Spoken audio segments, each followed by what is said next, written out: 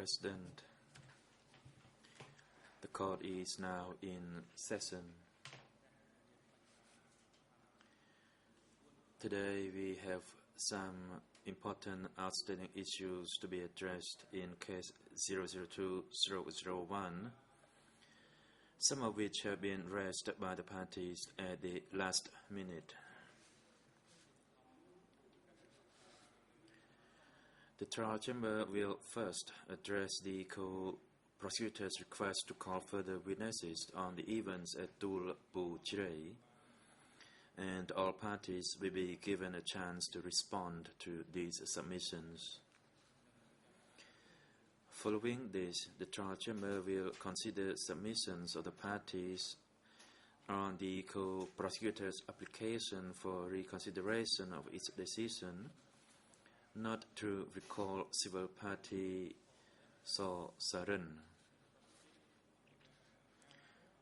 The co-prosecutors will then be allowed to address the chamber in regard to the two issues raised yesterday by email with the trial chamber senior legal officer.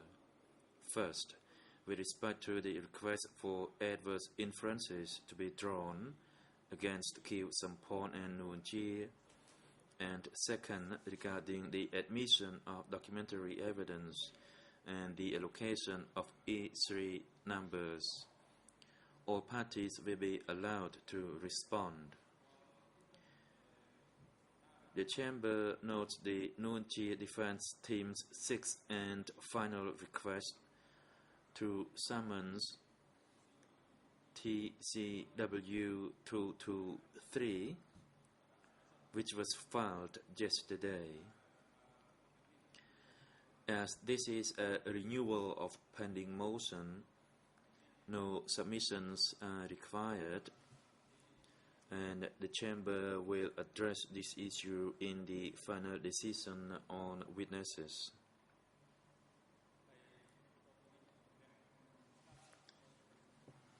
Following this, the Chamber will allow oral submissions regarding the Nuon Chea's defense team's request to summons witnesses in respect of alleged policy of targeting Khmer Republic officials.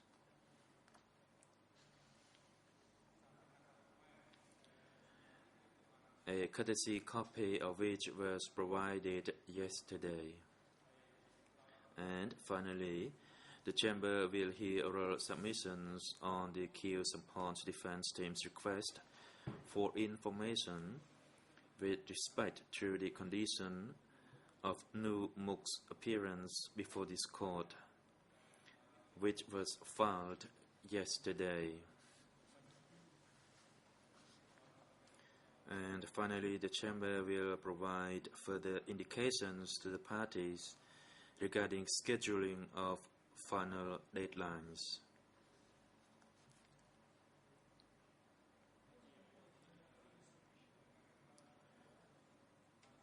Starting with the request for witnesses on the events at Tul Bu Chirei, I would like to know whether the co-prosecutors wish to supplement their written request.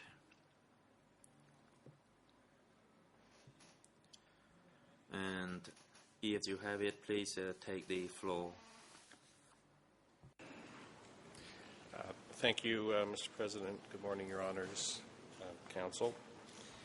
We do not have any supplemental submissions to add at this time, other than depending on the response of the other parties to reply to them. But we do not have any supplemental additions to what was submitted in our filing last week.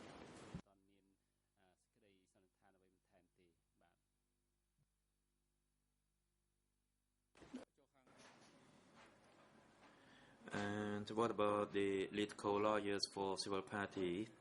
Do you wish to make any comment on this issue? Good morning, Mr. President and Your Honors. Regarding the request by the co-prosecutors for witnesses, we fully support the submission as the witnesses proposed by the co-prosecutors would provide clear evidence regarding the events that occurred at Tul Puchray, namely the transportation of those who were taken to Tul Puchray and what happened there next. The witnesses can also shed light on the various stages of infrastructures of the Khmer Rouge leadership, as well as the crimes committed at that location. So the request made by the co-prosecutors is appropriate and I fully support it. President, thank you. And what about the two defense teams? First, for the Nunchi defense, do you wish to make any comment or observation to respond to the submission made by the co-prosecutors? That is the request for the witnesses regarding the events at Tul Puchray. If so, you may proceed. Thank you, Mr. President. Good morning, Your Honors. Good morning, Council. We do not have many submissions to make other than saying that we have read the request with interest, especially in the light of the recent opposition from the prosecution to our request to have witness TCW 382 summoned. As you know, TCW 382 was one of the producers of the film One Day at Portray. We think this witness is very important to shed further light on the events that happened at Tul Portray, especially his knowledge when it comes to people that have appeared in the film.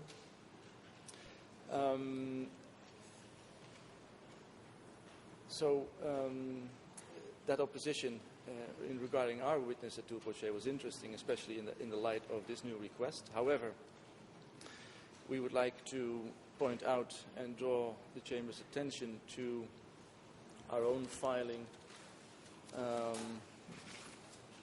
that was E291. That was an urgent request to summons key witnesses in respect of Tul Portray. That was dated on the 17th of June 2013. In that request, we have asked the Chamber to summons one of the witnesses that is now being asked by the prosecution. That would be TCW 644. We have listed him to be heard in our request. But in that same request, E291, we've also requested the summoning of two additional witnesses, 802 and 803, because our reasoning in respect of that request was that all relevant witnesses mentioned in the closing order or anywhere else in respect to Tul Portray should be summoned before the Chamber. Having noted this, then of course we do not object to TCW 644 being summoned by the Chamber, but then would like to add that our request to have those two additional witnesses also be summoned. In respect of this new witness, this person I don't think who has a TCW number yet, a person that is coming from the list of civil parties in case 3 and 4. We note that whatever he has been saying about the events of Tul Portray are not very convincing in describing the alleged facts. There's no, it seems, direct testimony coming from him in a statement, just a brief summary of the things that he might have seen or might have heard. But extending the same reasoning to this particular new witness, of course, we have in principle no problem when this witness is summoned. We feel that the events at Tul Portray should be examined as extensively as possible. We still uphold that there is no evidence, no convincing evidence of executions, and there's certainly no evidence whatsoever of any connection between these executions and any ordering from the side of the party center. We noticed that the prosecution is saying in its request that they are having, or so it seems, problems with the question whether there is enough evidence. We agree with that position, and any new light that can be shed on the events.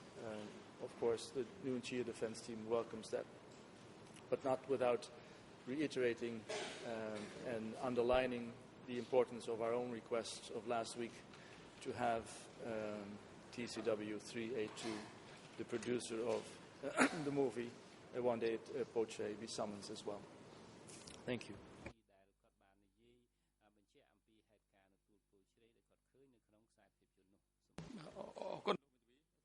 President, thank you. And Madam Counsel, you may proceed. Merci, Monsieur le Président. Thank you, Mr. President. Good morning to you and good morning to all of the parties. I will not take up much of your time. At the previous trial management meeting, we said that we would leave it up to the Chamber to assess the need for calling new witnesses on these facts. We note that witnesses have already come to testify about Tuolpochré, and now what they have said seems apparently not to suffice for the co-prosecutor, and they are asking for more witnesses. But I think at some stage you have to draw to a close on this kind of procedure that I think needs highlighting. If the evidence is inadequate, perhaps one should draw the logical legal conclusion, which is that perhaps there isn't enough evidence, quite simply. Those are the only conclusions I wish to draw at this stage on the request by the co-prosecutors. Thank you, Mr. President. President, thank you, Counsel.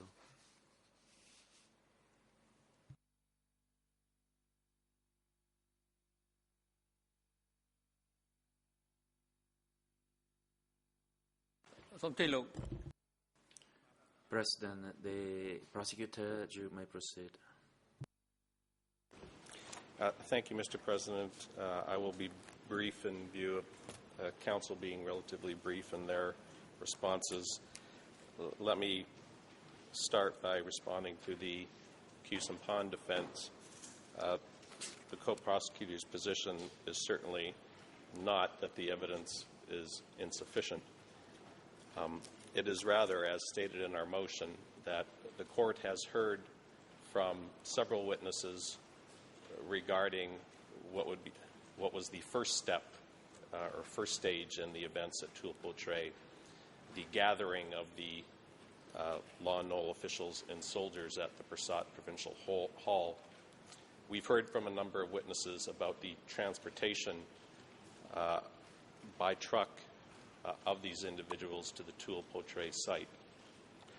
What we believe would be useful to the Chamber is to hear from two witnesses who were at the execution site.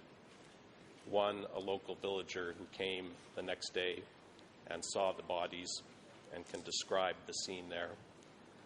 And the second possibility, a new civil party from Case 4 whose statement, and it is hard sometimes for us to interpret the statements because we get simply a brief English summary of the party's civil party application, but it is clear from the application that this was an individual, a soldier, who says he was at the execution site. It seems to us on the prosecution side that with a defense continuing to say that there is no evidence of killings, with witnesses available who were at the execution site, that it would be beneficial to hear these witnesses. And that is the reason for the co-prosecutor's request. In response to the Nuon Chea defense comparison to TCW 382, I don't think that is a fair comparison. They're requesting a film producer be called, who, it is clear from the email that we saw last week, has very little understanding of the events at this location. In this email, his lack of understanding of his own film is so extreme, he was criticizing an accurate description of the film he released in the Phnom Penh Post. That is how little this individual has to offer this chamber. In comparison, the people we are proposing are people who were at the execution site, people who have contemporaneous knowledge of these events. So I think the comparison from the defense to a film producer is inappropriate. And other than that, we have no other comments in response to the other parties' submissions.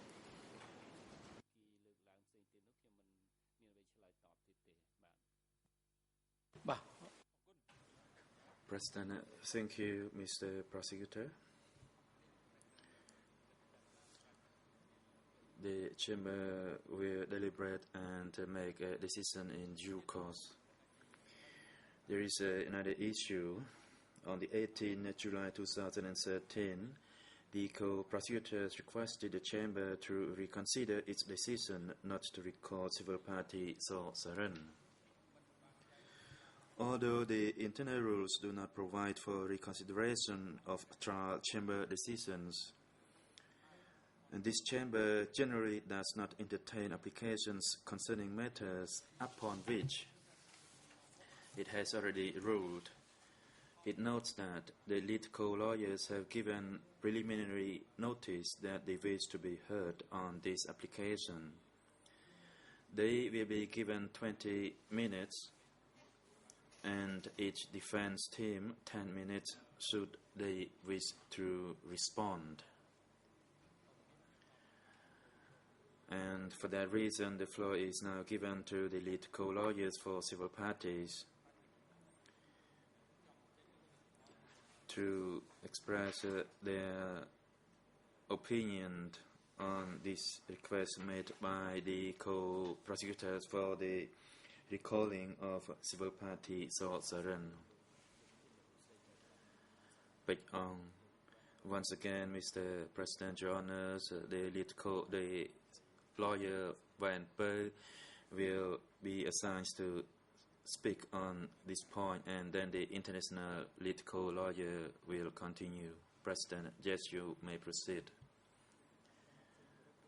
Van Per. Good morning, Mr. President, Your Honors, and good morning everyone in and around the courtroom. In order to respond to the request made by the co-prosecutors for the Chamber to reconsider its decision not to recall my civil party So Saran, as a lawyer for the civil party, I fully support that request.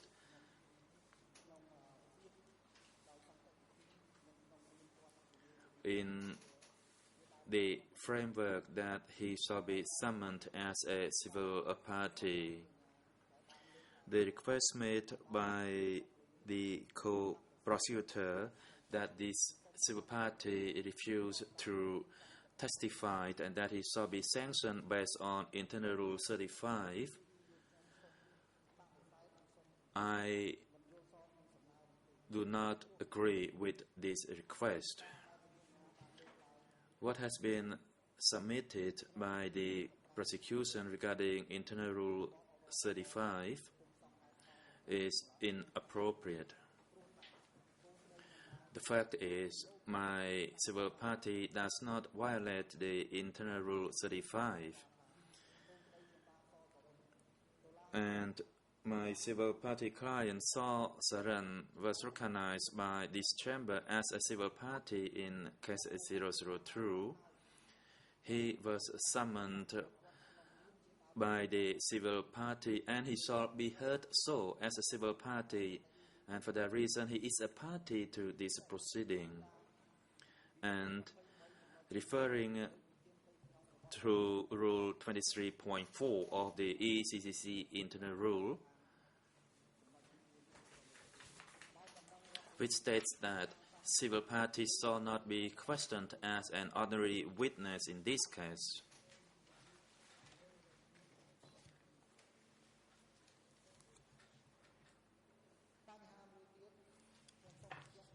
And another point that I wish to bring to Your Honor's attention is that my client refused to testify previously was based on the reason that he gave on the 29th of April.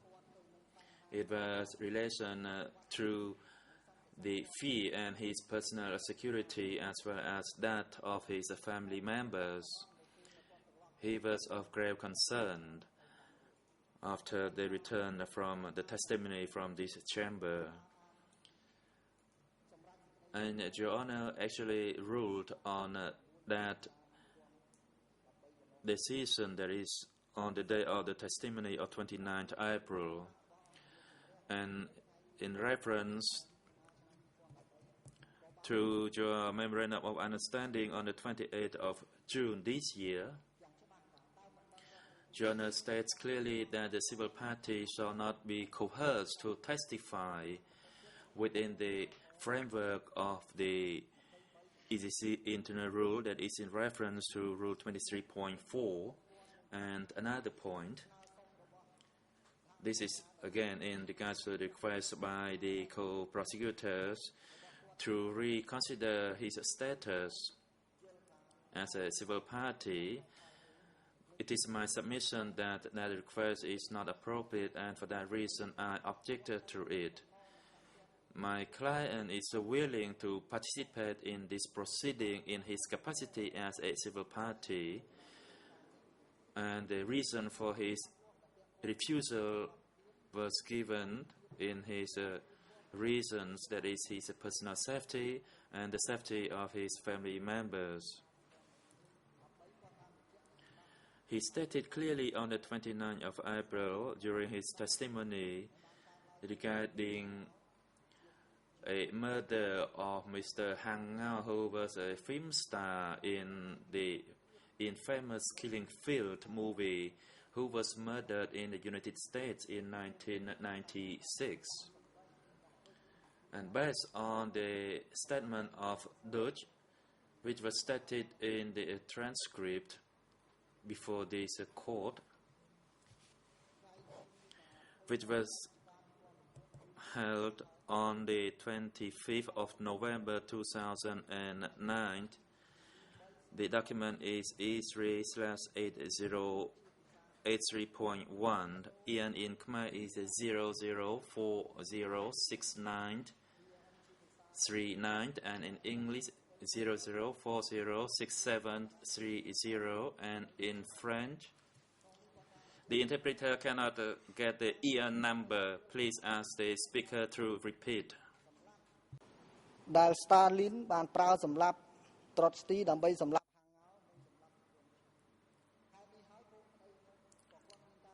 My client is fearful of his safety, as in the case of the murder of Han Ngao. The request made by my client to the chamber on the 29th of April 2013 was made, and the request was subsequently rejected by Your Honor on the same day.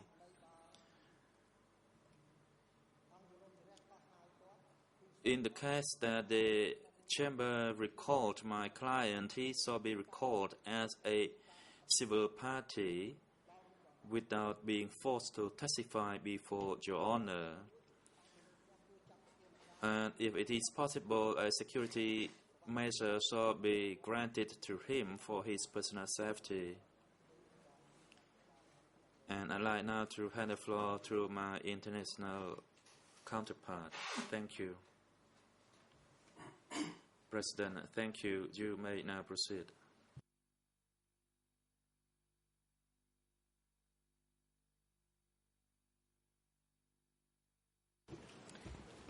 Oui, bonjour Monsieur le Président, bonjour Mesdames et Messieurs les juges et bonjour à tous ici. Je vous remercie de nous avoir permis de pouvoir développer un peu sur cette demande qui a été faite par messieurs les procureurs d'entendre Sarsarine, qui est une partie civile. Et il est évident, bien sûr, that Mr. Sarsarin. Thank you, Mr. President, Your Honors. Thank you to everyone here present. Thank you for the opportunity to give us, giving us the opportunity to elaborate on the request made by the co-prosecutors regarding Sarsarin. My learned colleague has already presented concerns regarding this witness, and it is his right. The co-prosecutors have raised a number of legal arguments which appear to be well-founded.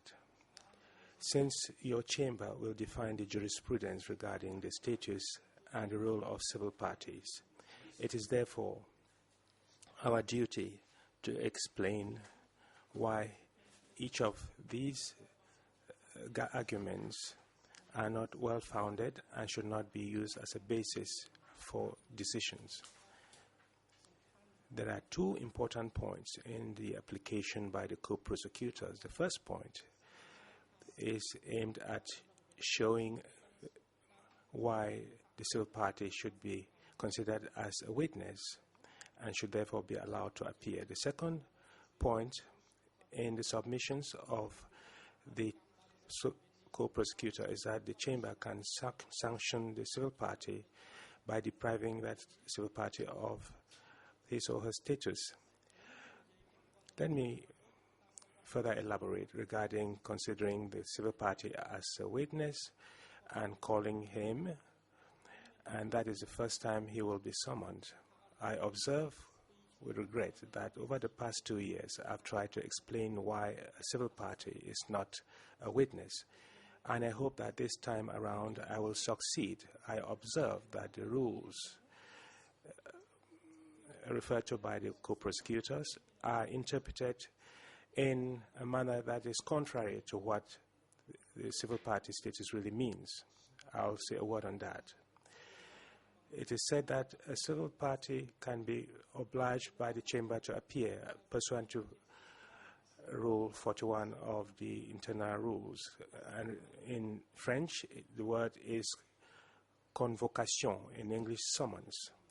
If we analyze this rule, we should refer to the French because this rule is drawn from civil law, and consequently, its meaning should be considered in the French sense. In French, convocation does not entail an obligation. In the French Civil Procedure Code, and I'll return to that later, when there's an obligatory component, there are specific rules that penalize someone who is summoned and doesn't appear. And let me say that this is never the case for the civil party. So we should refer to the French term convocation.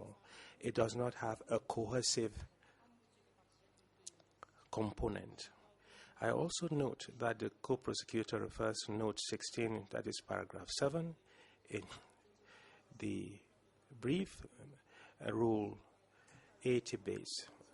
According to the co-prosecutors, we can say that the civil party is obliged to respond to a summons.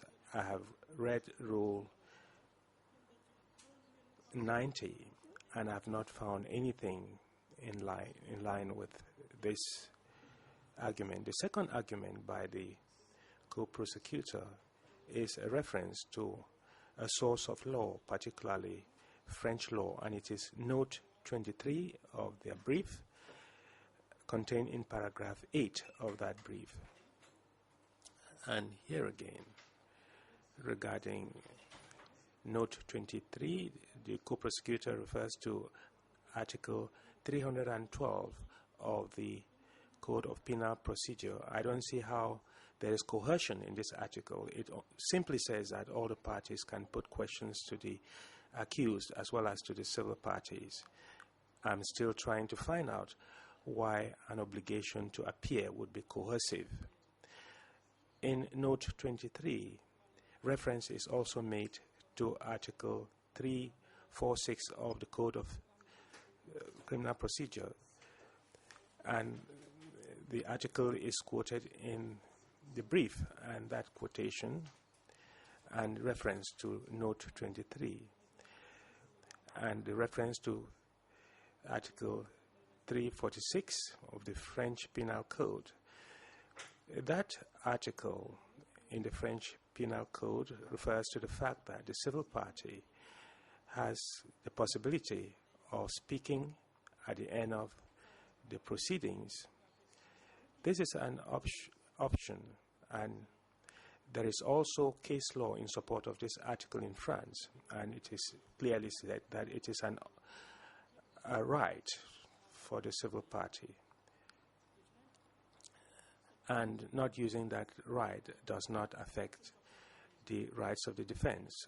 As a matter of fact, in Note 23, pursuant to Article 346, the citation made in the brief is Article 329 of the French Code of Criminal Procedure, and this article refers exclusively to witnesses and on no account to civil parties. Lastly, the third point in this first argument raised by the co-prosecutors is Note 31, which states that the fact that a civil party, as well as a witness, can only remain silent if they self-incriminate themselves.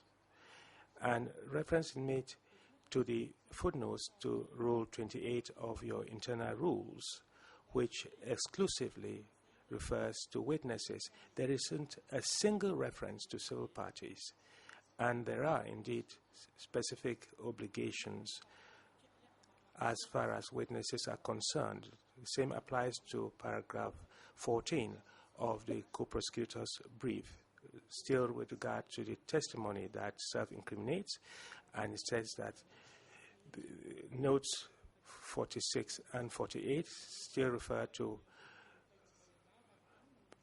Note 28, which does not apply to civil parties. The last point in the first argument by the co-prosecutors, and it is paragraph 16 of their brief, the prosecutors refer to the fact that by remaining silent and refusing to appear, the civil party can be likened to persons who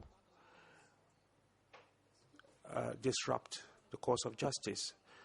All the articles referred to consist of jurisprudence that have to do with witnesses and therefore do not concern civil parties, and so they cannot be applicable to civil parties in this trial. Regarding the second point, I will try to be more brief. To conclude, let me point out that in light of the sources of law, we find that the French Penal Code penalizes certain persons who do not respond to a summons, and it is only witnesses who are penalized. And these articles 437 and 438 of the French Penal Code. They only concern witnesses. As for the Cambodian Code of Criminal Procedure, which your chamber refers to, we should read Article 153 of the Cambodian Penal Code, which again refers explicitly to witnesses in the case where such witnesses refuse to heed a summons issued by an investigating judge. We should also refer to Article 315 of the Cambodian Penal Code, which penalizes exclusively witnesses who refuse to respond favorably to a summons by your chamber. Let me point out that this Article 315, which refers to witnesses, should be considered with three other articles that are referred to in the Cambodian Penal Code. And they refer to persons who would be penalized if they do not heed the summons.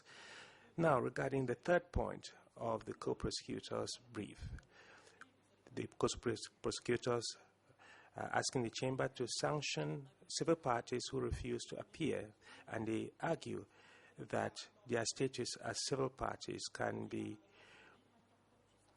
withdrawn and that they would be considered as witnesses. And it's footnote 69 of the co-prosecutor's brief. That note refers to Article 23 base 5 of the internal rules. Article 23 base 5 of the internal rules explains precisely that the civil parties have the right to decide at any point in time during the preliminary stage to waive their right as civil parties. So this is a civil party's right. So I wonder why you can withdraw what is a right, and how can the chamber consider that as a penalty? A penalty must be written. It is not so written in the internal rules, which is quite normal. It is therefore impossible for your chamber to penalize such civil party. And again, to conclude, I regret having to make these explanations today, but I believe it is important that your chamber should remind all the parties of the status and the rights of civil parties, because you are the first bench to do so in international justice, and we cannot say that civil parties can be likened to witnesses and can therefore be penalized. I therefore request that the legal arguments of the co-prosecutors be rejected for the reasons I've just given, and to consider that these arguments can on no account serve as a basis for an amendment of your decision on the subject. I thank you. បាទអរគុណហើយជាបន្តបាទអរគុណដល់ឱកាសជូនទៅក្រមវិទ្យាការពារក្តីប្រសិនបើក្រមវិទ្យាការពារក្តីមានបំណងឆ្លើយតបទៅលើបញ្ហានេះ The President, thank you. Now the floor is given to the defense team. If you wish to respond to this observation by the lead co-lawyer for the civil parties. ភាសា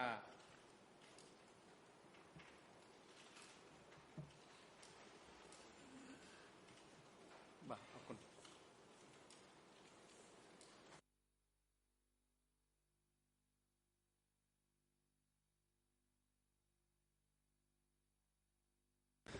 No, the translation through, Mr. President, but just a very quick reply. The prosecution has laid down your legal test for reconsideration. It says, and I think that is correct, the pretrial chamber found that it has an inherent power to reconsider one of its previous decisions in 3 circumstances. 1, when the change of circumstance permits it. 2, when the court finds its previous decision was erroneous. Or 3, when the decision has caused an injustice. I have heard or read earlier no argument that there is a change of circumstances. I see no reasons to say or to argue that the previous decision of the trial chamber was erroneous, and certainly that the early decision has caused any injustice.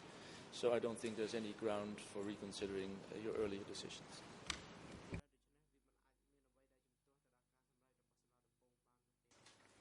The President, thank you, Mr. Victor Kope, for your observation. And Mr. Kung Samon, you may proceed now. Counsel Kung Samon, thank you, Mr. President, and good morning, Your Honors, and good morning to all parties. I have only a brief observation in respect of the request by the application by the co-prosecutor for your chamber's reconsideration of recalling civil party Saw Sarin and the request for various measures to be taken by the chamber. The clarification by the lead co-lawyers for the civil party, I partly concur with their point. However, there are a few other points that I believe that I can enlighten the chamber so that the chamber has the basis for its consideration and decision.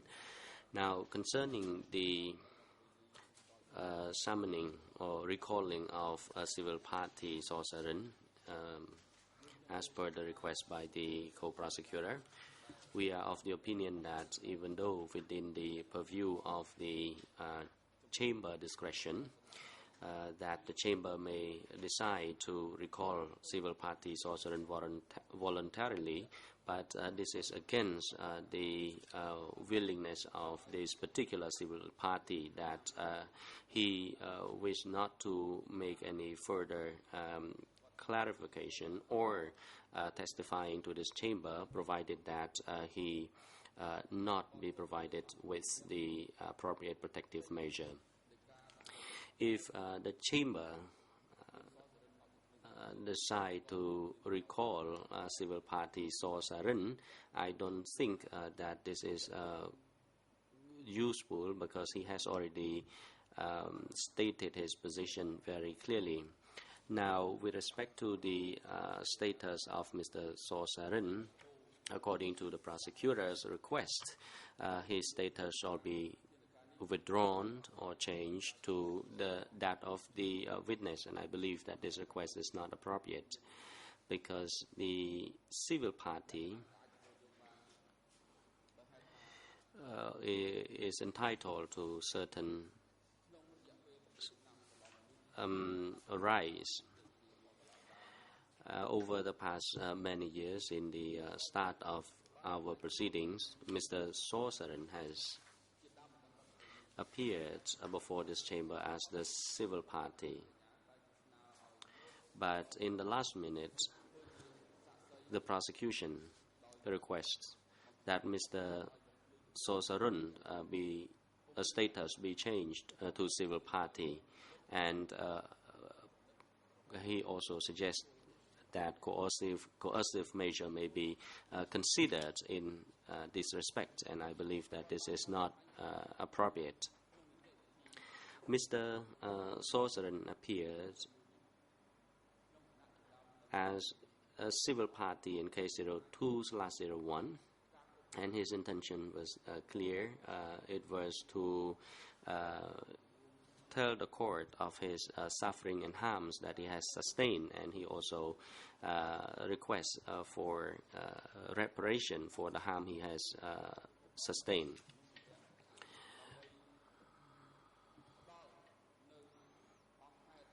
And he appears before this chamber to enlighten the chamber in relation to the facts, and so that the chamber would take his account of facts into consideration for its decision.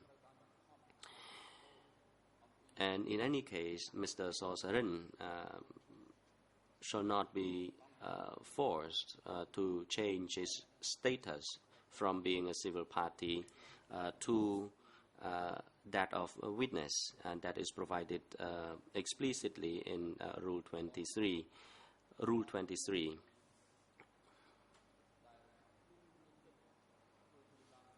And the civil party may appear before the chamber as a victim who has sustained morally or physically and psychologically from the alleged crimes. And I believe that the application by the prosecutor is not appropriate, because if a person who is a victim, who has already expressed his harms and suffering from the alleged crime, this person would not be in the position to provide a balanced testimony or balanced evidence to the chamber. And in addition, I am of the view that the prosecutor might be in its consideration of the change of status between of Mr. Stephen Hadders from being an expert to the witness. But I believe that with this particular civil party, this is completely different because the subject matter is different, and the status of witness and civil party must be clearly distinguished. The President, thank you for your observation, and Mr. Prosecutor, you may proceed.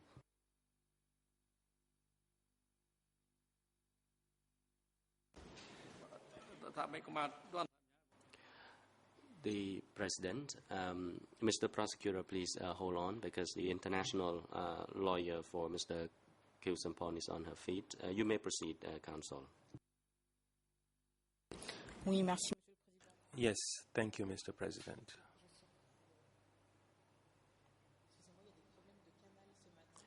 We have been having problems with the channels this morning.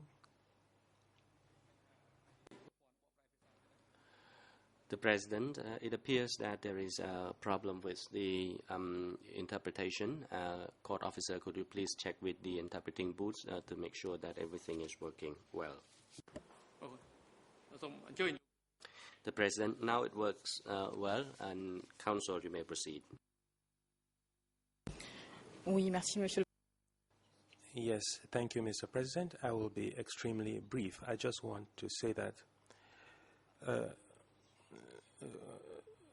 we, for once, endorse the legal analysis by the civil party lead co-lawyers, and we completely agree with them that the status of witness and the status of civil party cannot be likened to one another. For the record, let me remind the Chamber of submissions we made on in March 2013, E67, in which we stated that the accused and the civil parties had a specific status before this Chamber. It's unfortunate that we are going from the co-prosecutor's brief and requesting the civil party, Sasarin, to appear, and the civil party simply abided by their right not to appear, and it is their right, and they are now being we are now being asked to penalize them. So we should remind the co-prosecutors of what had been said by the civil party lead co-lawyer, that your decision stands and there is no need to reconsider that decision. And so the co-prosecutor's application should be quite simply rejected. Thank you, says the President. Mr. Prosecutor, you may proceed. Thank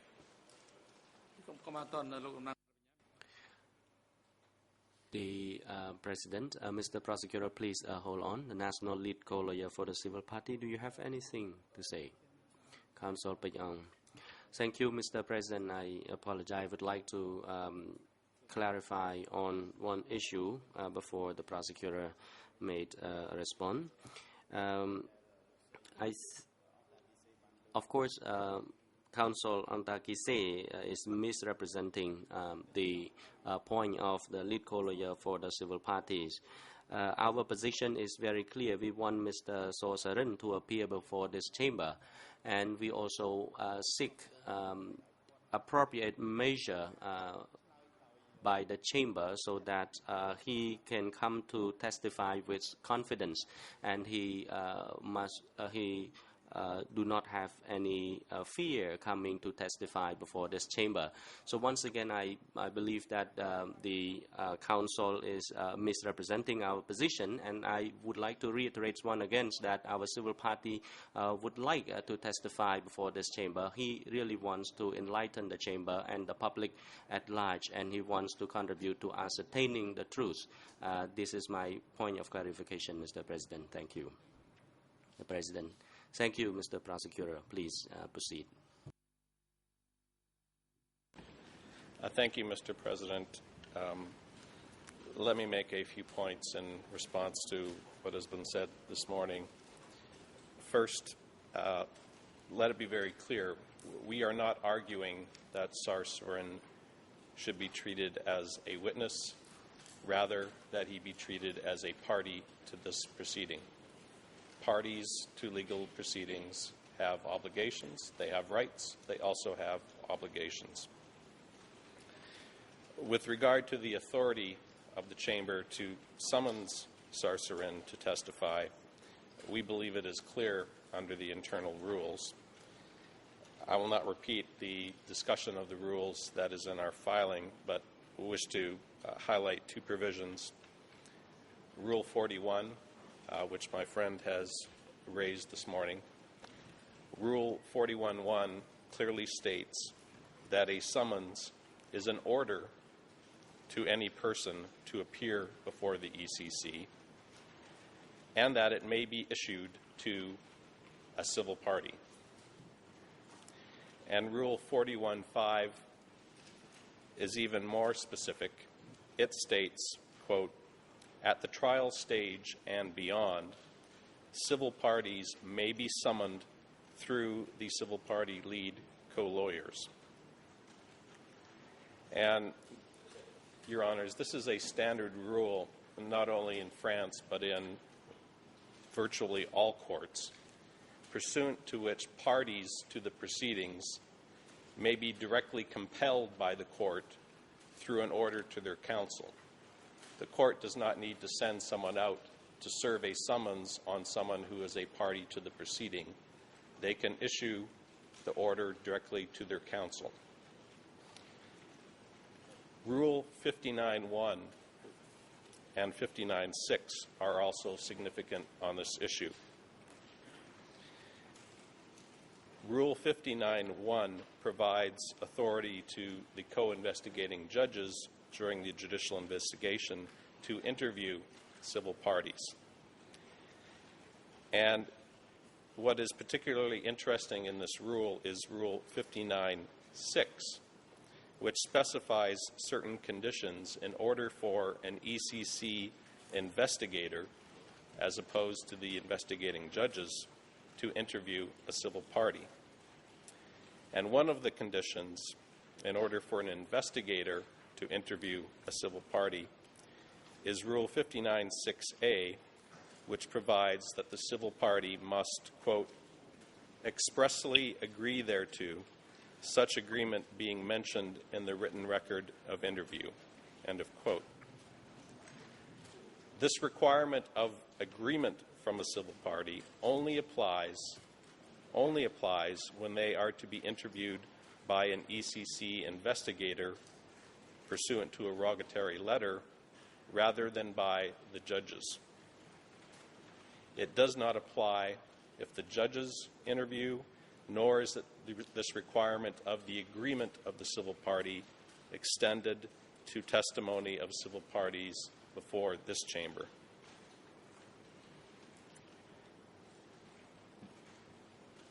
Finishing on some of the rules very briefly, Rule 35, and I sincerely hope we never get to have to deal with Rule 35, but I would note that Rule 35 applies to any person. That is the language. Any person who does not comply with a court order is subject to Rule 35. It does not only apply to witnesses. Let me briefly comment on the inherent power that any court has to issue orders to parties who have appeared before it.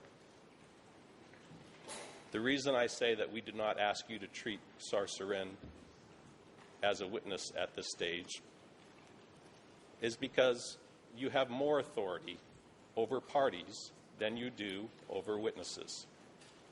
More authority, not less authority. A party is someone who has voluntarily submitted themselves to the jurisdiction of this court and is asking the court for relief, asking the court to issue reparations on his behalf. And like any party who has submitted himself to the jurisdiction of a court, he is subject to orders of the court and obligated to comply with those orders. No one here contends that Sarsarin has any immunity or privilege. He's not the king, he is not the law, he is not a judge of this court, he is not above the law. It is not for him to decide whether or not he testifies. That is a power that your honors have. And Sarsarin's responsibility as a party to these proceedings is to comply with your orders.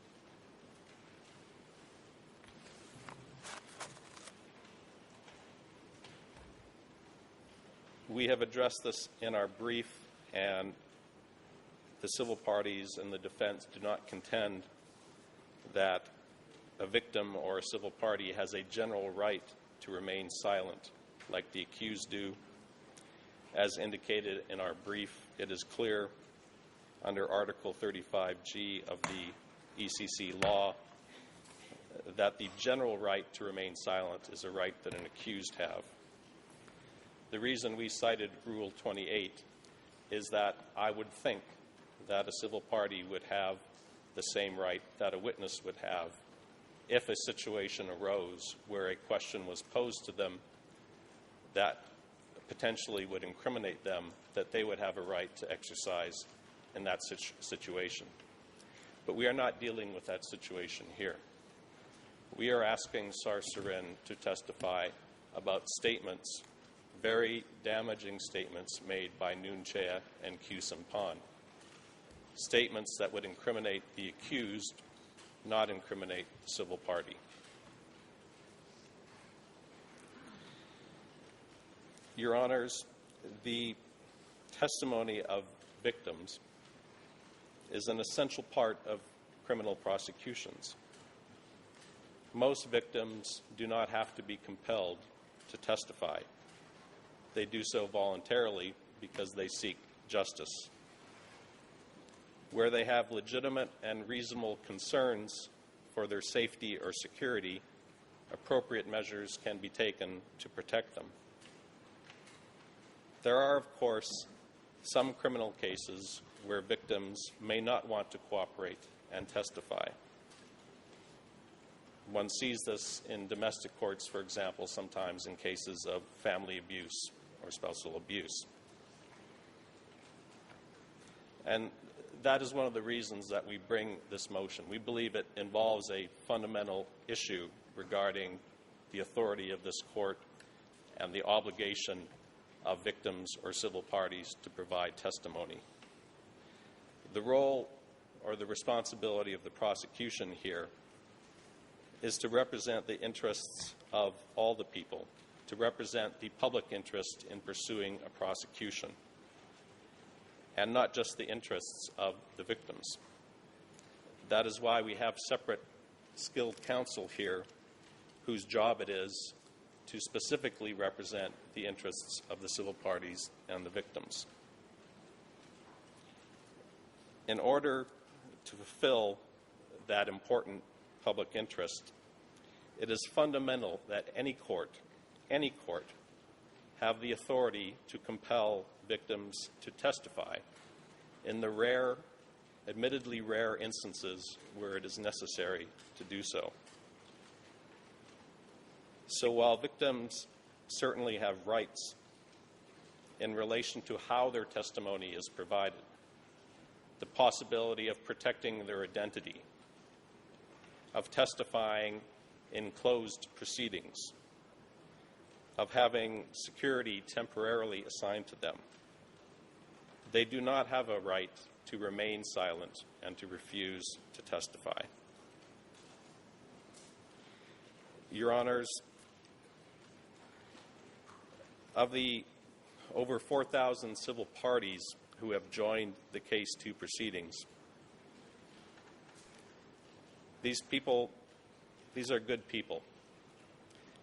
They are victims of this period who have taken valuable time out of their lives to become part of these proceedings, to share their stories, to seek justice for the victims of the Khmer Rouge.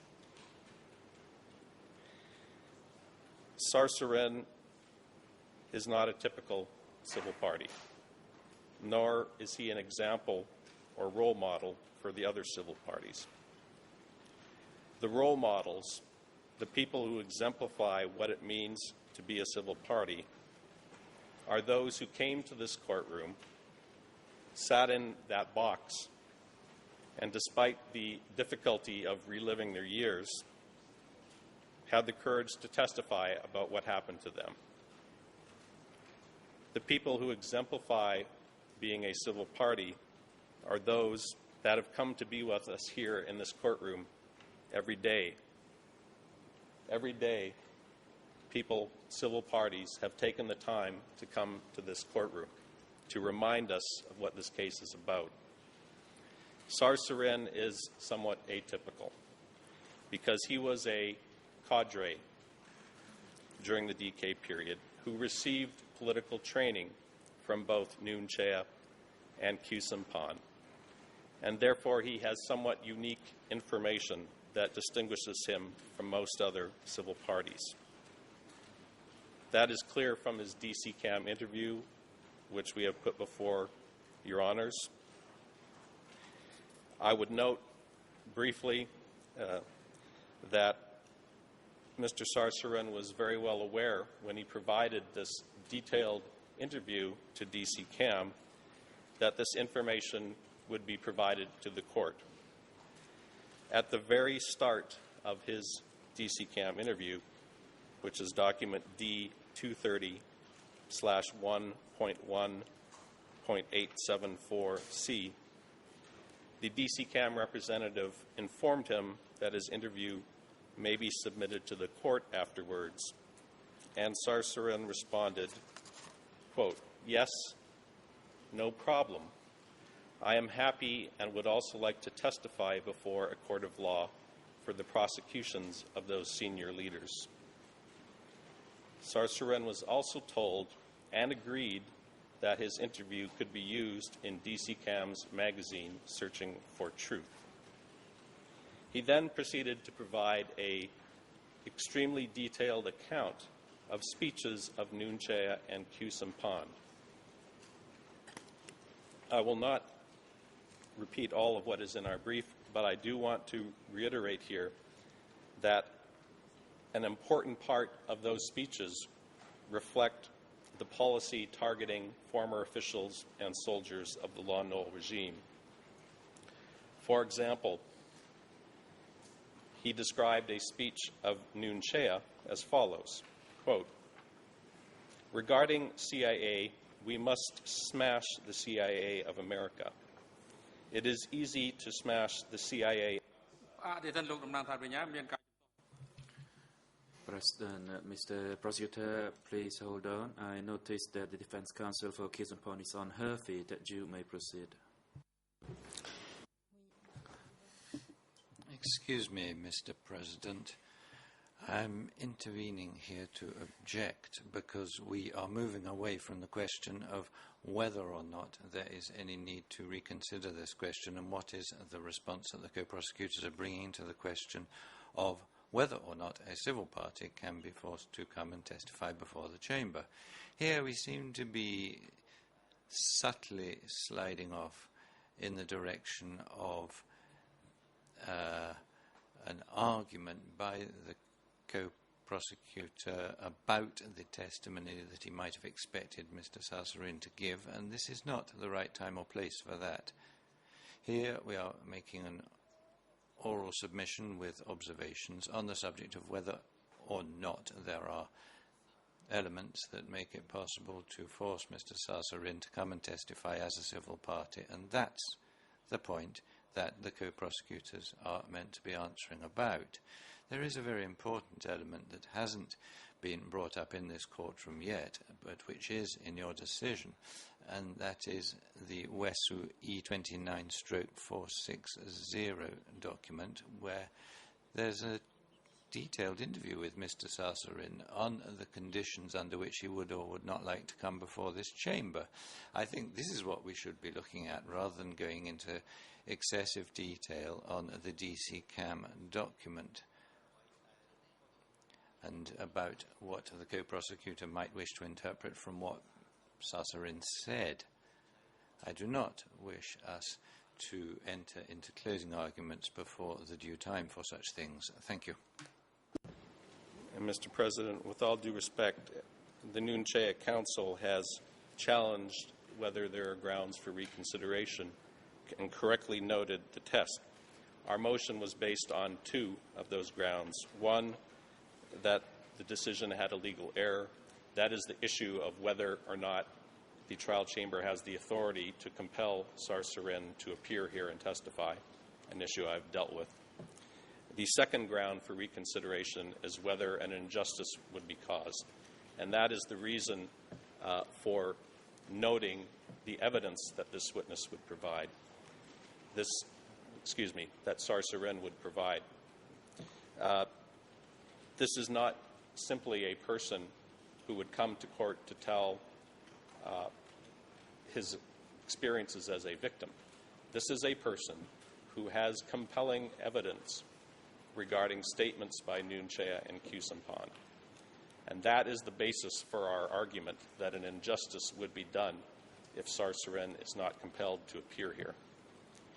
So if I may proceed, Your Honors, to finish this quote, because it is important. We have a defense counsel here who continues to assert that there is no evidence of a policy. We have Mr. Sarsarin, who has provided a detailed statement to DC Cam of a speech by Nunchea in which he specifically discusses the policy to target. President, the prosecutor, please wait. The counsel for Nunchea, you may proceed. Mr. President, just a brief observation. Basically, in line with what the Kusampan defense team has just argued, this is information that we all knew when Sarsarin was testifying here, that he has given a testimony to that alleged effect. It's nothing new. What we would like to hear is what is new since the decision of the chamber not to have this person come back. That is what we are interested in. And to sort of rehash what might be the importance of this witness, there's no place for this. Otherwise, we would be very happy to argue our sixth request to have witness TCW 223 summoned, because we filed that yesterday. The chamber has said it is very clear what the content is, and you will decide upon it in due course. Why is the prosecution now allowed to rehash arguments which are already known to the chamber?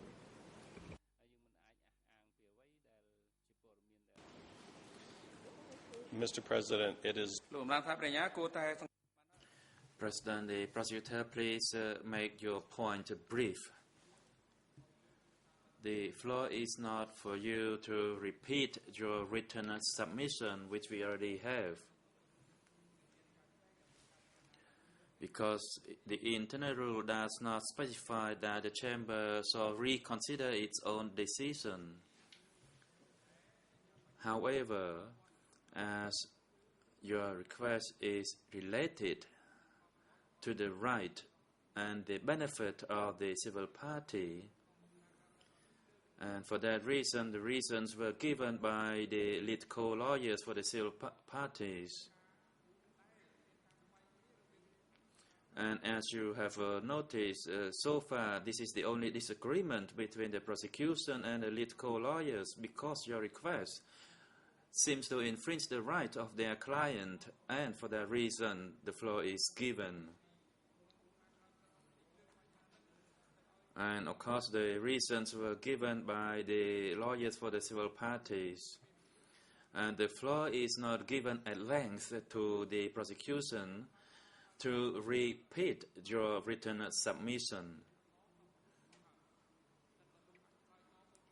And if you can respond, please respond briefly to what has just been raised by the lead co-lawyers for the civil parties, and that we can use it as our base for the decision making.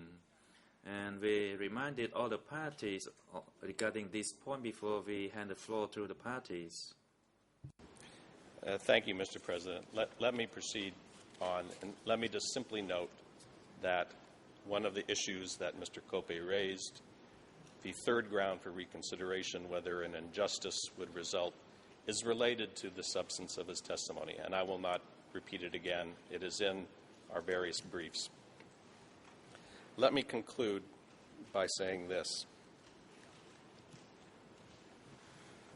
By refusing to testify and provide the important information that he has to this court,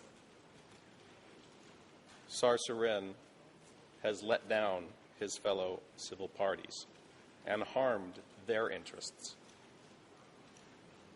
He violates the fundamental responsibility and obligation that the 3,999 other civil parties have, that they have gladly fulfilled without the need for compulsion. The obligation to provide to this chamber relevant information that is in their possession. If Sarsarin wants to be a party to these proceedings, he must come and testify, and I would hope he would do so voluntarily. But if not, this chamber does have the authority to order him to testify, and it should do so. And we would respectfully submit that to order him to testify would not infringe the rights of any civil parties. It would not be an affront to the civil parties. Quite the opposite, we believe it would affirm the vital roles that civil parties and victims have in these proceedings, the importance of evidence they may provide, and the fundamental responsibility they have as parties to provide relevant evidence that assists this chamber in ascertaining the truth. That is our submission, Your Honor, and I appreciate the time. Thank you.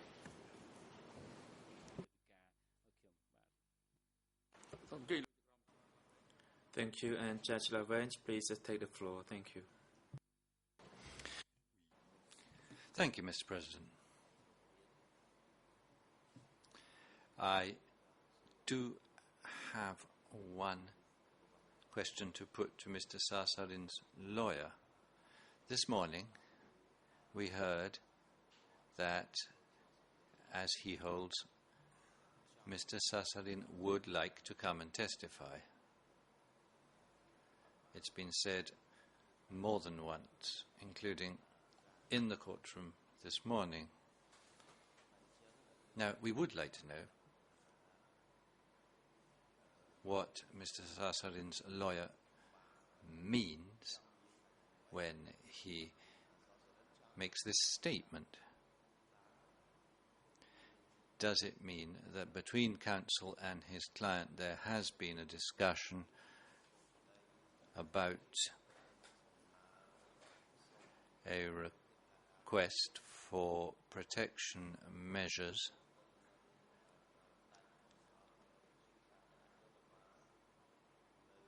and about the extent of any such protection measures within the ECCC? I think the Chamber has made it clear, as indeed WESU has as well, that a certain number of the requests submitted by Mr. Sarsarin are either impracticable or unrealistic.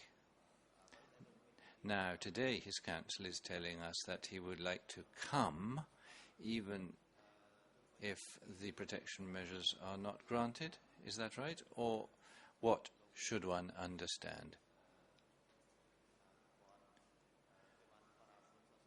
Presumably it has been explained that it is in everybody's interest that Mr. Sarsarin should come and make statements in the interests of the furtherance of justice.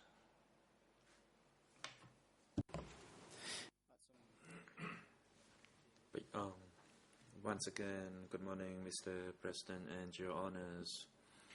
To respond to the question by Judge Lavenge, I'd like to clarify that Sarsarin is still intending to give his statement before this chamber, and it is not what has been raised by the prosecution.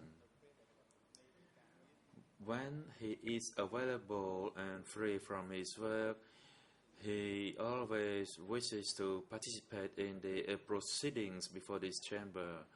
He is a tentative civil party to this case. And even today, despite his busy schedule, Mr. Sasuran is here to listen to the proceeding. Secondly, we have had discussions with Mr. Sasuran regarding other measures that can be taken so that it can relieve him of his safety concern if he testifies. In particular, it related to certain major issues regarding the instructions given by the accused during the Khmer Rouge regime.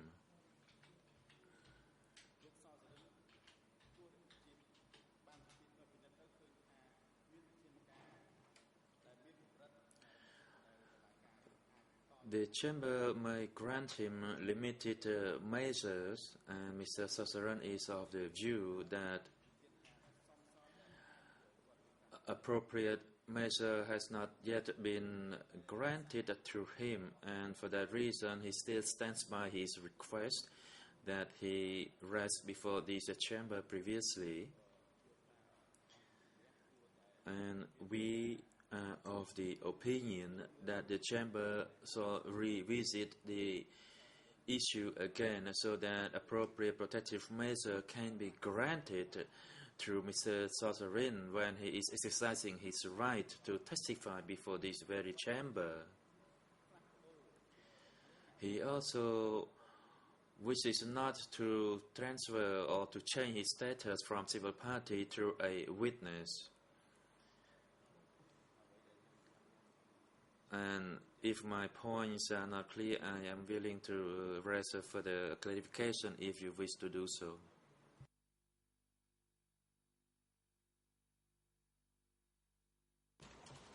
Une première demande. One further point of detail. Is Mr. Sasuran present here today at this hearing? But, yes. I met him in the court this morning, but I cannot see him right now. I think he is in the public hall.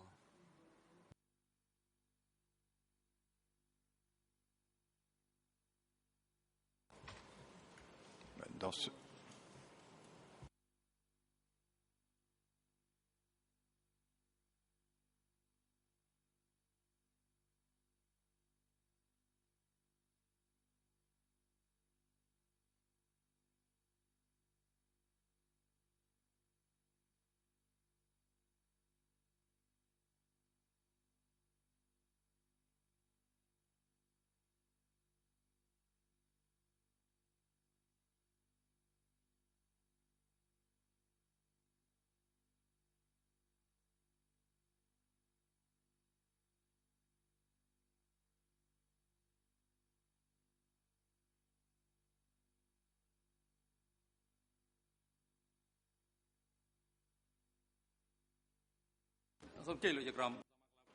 Judge Lavanja, please take the floor.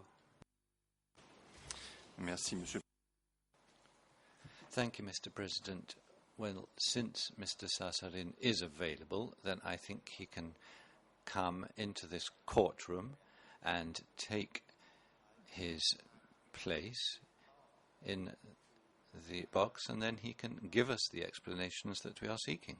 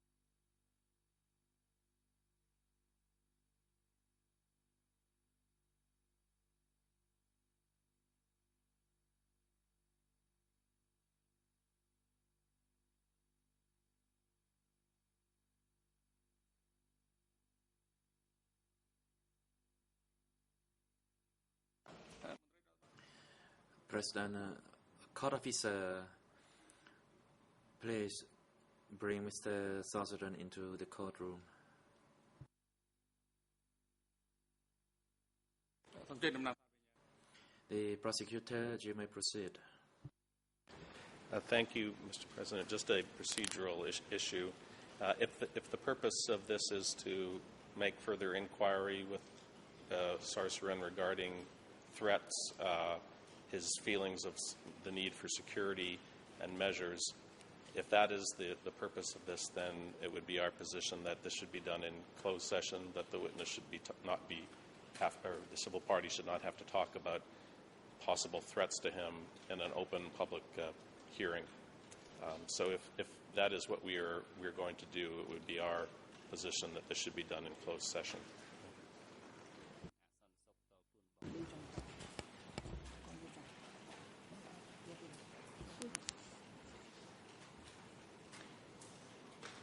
Monsieur le Président, je pense que Mr. President, I think if we are talking about protection measures here, then we should talk about them with the person concerned. សូមជឿលោក President, Councillor Victor Coupe, you may proceed. I might be mistaken, Mr. President, but I thought this was already done by Wisu. We have a copy of what he wants. He wants 4 bodyguards, I think. So why are we revisiting these interesting requests from this civil party? I'm not quite sure why we are doing it. But, and certainly why we should have the doors closed, because actually he made the same request in a public hearing last time.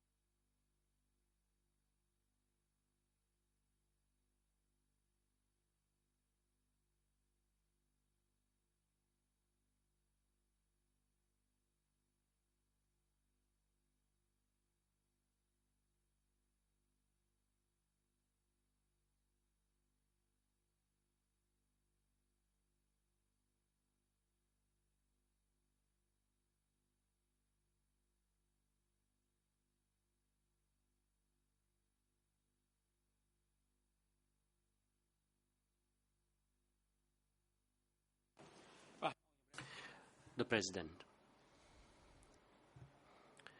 The Chamber wishes to advise the party that the Chamber will conduct this questioning in public. He is present here. However, the Chamber wishes to advise the party that parties are not granted the floor to put the question to this individual. The Chamber will put the question to this particular person. Court officer is now instructed to usher in Mr. Sorcerin.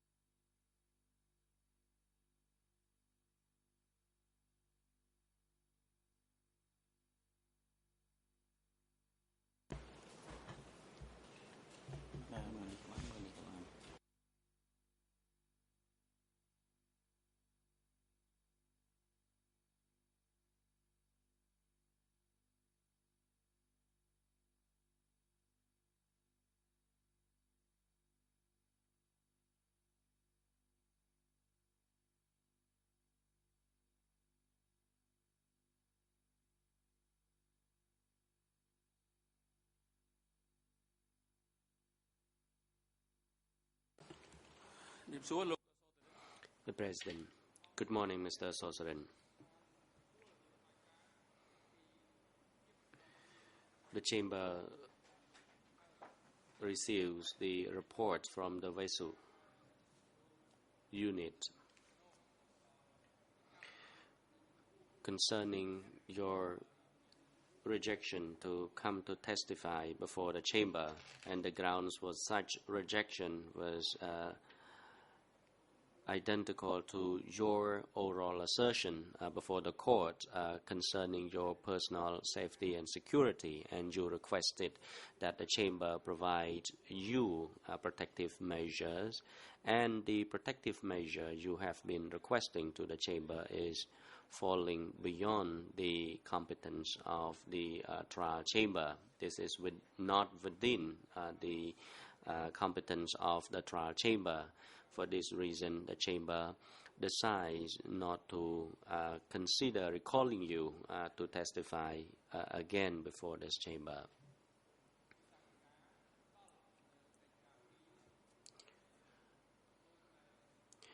The Chamber is vested with the authority to provide certain protective measures.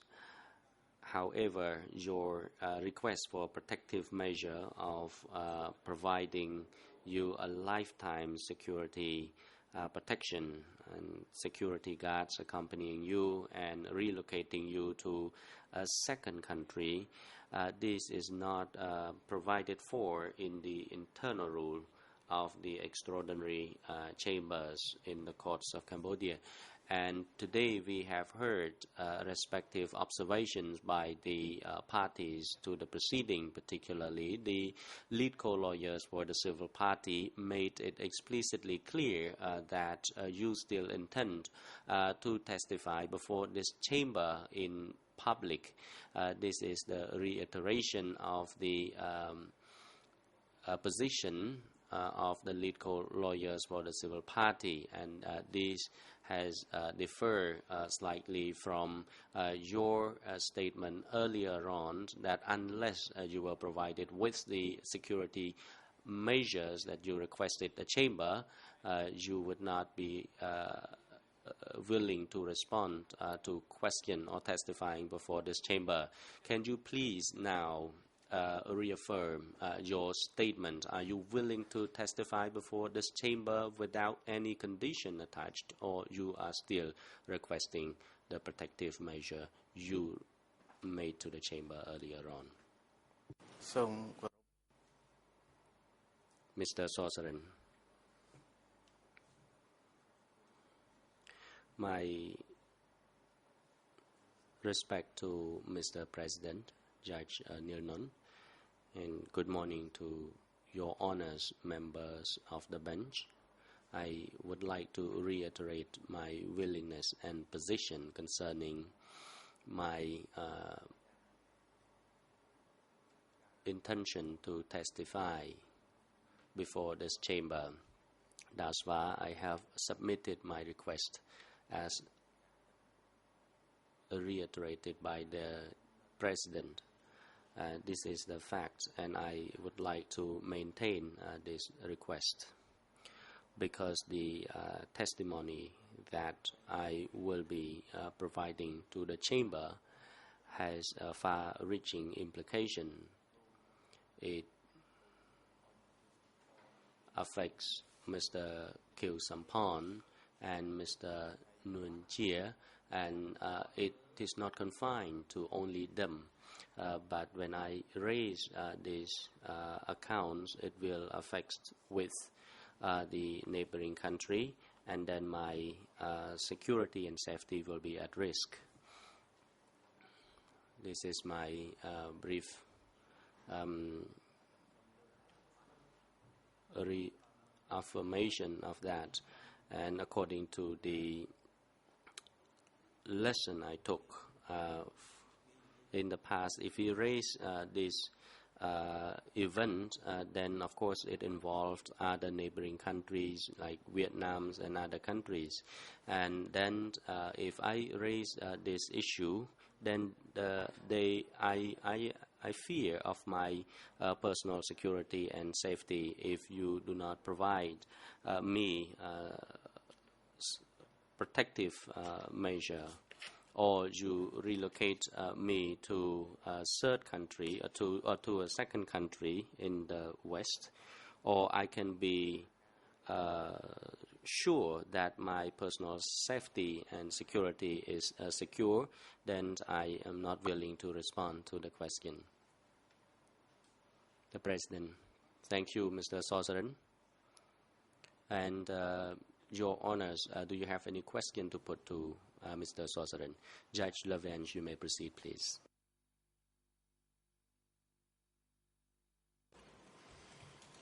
Oui, Monsieur. Yes, Mr. Sossaran. In order that what you're saying is fully understood, we have heard your request for protective measures. I believe you have also heard and apprised yourself of the report by the Victims and Witness Protection Unit. We cannot grant the request for protective measures. It is not possible. So there is only one question that arises today. Under these conditions, do you accept yes or no to testify before this chamber? Is that clear to you?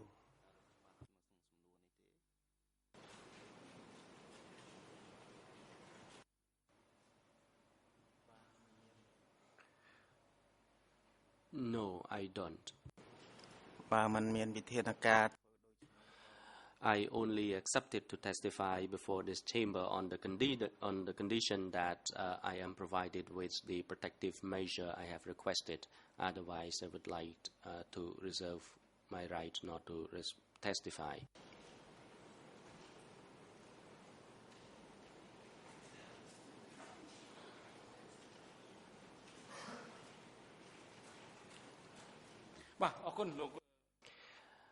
The President.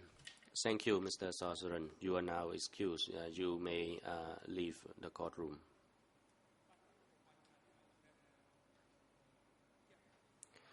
On this issue, the chamber will render its decision in due course.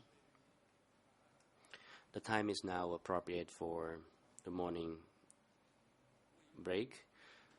The chamber will adjourn now and resume at 11. The court is now adjourned.